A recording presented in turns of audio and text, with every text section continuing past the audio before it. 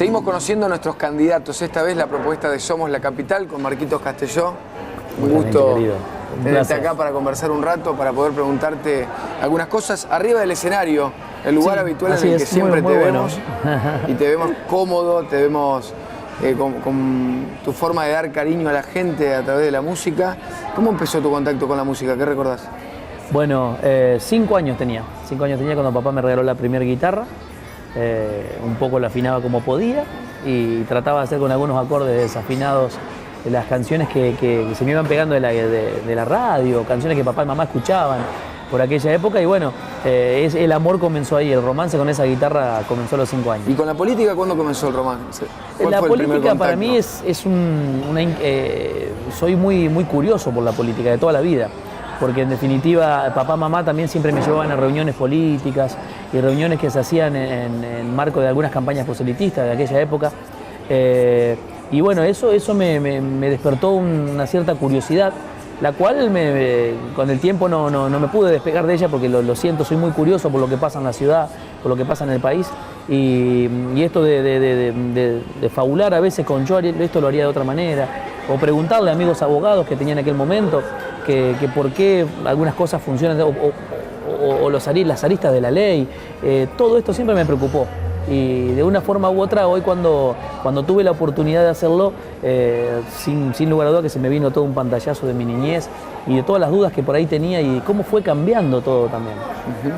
Hablamos de tu infancia, hablamos de tu grupo también íntimo, familiar. ¿Les consultaste a ellos a la hora de tomar el paso en las elecciones anteriores? Es decir, me voy a presentar como candidato. Sí, fue la pregunta del millón. Porque en definitiva, lo primero que tengo que destacar es que me dijeron que sí. ¿Sí? Si vos estás cómodo, Yo hace un tiempo largo que vengo con una idea de hacer solamente lo que me gusta. Algunos años ya, luego de que mi carrera me ha dado casi todo lo que siempre he necesitado, entre comillas, lo que siempre he soñado, llegó un momento donde me sentí un tanto vacío. Este vacío se debía a que había luchado durante muchos años por metas que en definitiva terminaban siendo materiales. Y objetivos personales. Gracias a Dios los pude cumplir. Lo de tu casa propia, luego de comprar algunas otras cosas que fueron importantes para mí. Bueno, tener un emprendimiento, una empresa también de la cultura. Esto de ser más sólido a la hora de ser económicamente. Pero también me di cuenta de que no era todo solamente eso. Cumplí 40 años y me di cuenta de que esto era todo.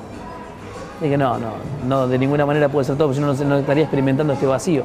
Esto de pensar mucho, de que te empiezan a doler otras cuestiones, tus hijos van creciendo, los empezás a ver con otros ojos, decís, pasa el tiempo, me voy poniendo grande, no estamos acá para siempre. Esa sensación de inmortalidad la perdés.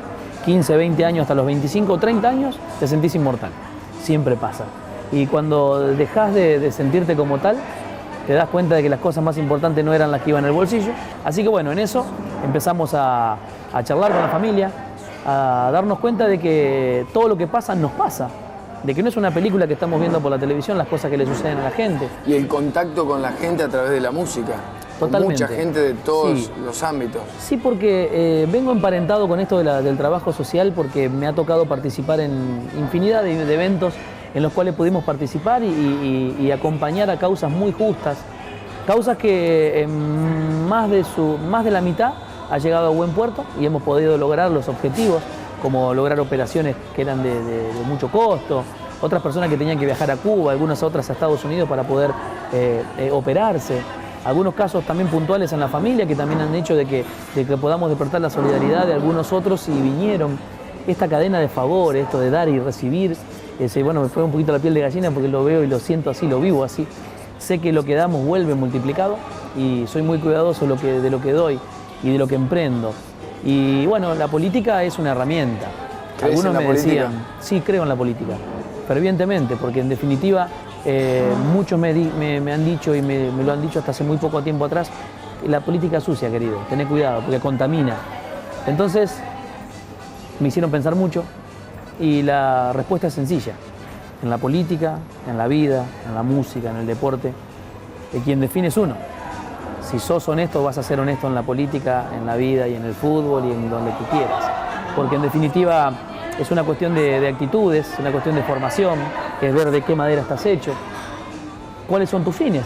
¿Venís a servir o venís a servirte? La política tiene todas las posibilidades de que te desarrolles como quieras. Hay una búsqueda también espiritual que la plasmaste en la música y ahora también la podés llevar a la política. ¿Hay algo de eso dando vueltas? Sin dudas, porque el dar y recibir es importantísimo. Es lo más importante de la vida, el ser agradecido, devolver. Para poder recibir hay que dar. No hay forma si tenés trabado el dar, el recibir no llega. Se te atasca y no hay forma de poder continuar con este ciclo maravilloso que tiene la vida. Porque en definitiva, en algún punto, alguna vez necesité. Y si tuve o no tuve quien de alguna forma u otra me alcanzara los elementos y las herramientas, fueron muy pocos, obviamente. Pero uno no puede estar en esta vida esperando que todo le caiga de arriba. Uno tiene que hacer, tiene que remangarse, tiene que trabajar. Pero hacerlo con la convicción de no, por el simple hecho de recibir. Porque es lindo, porque es gratificante saber que la obra que llevas adelante beneficia a otros.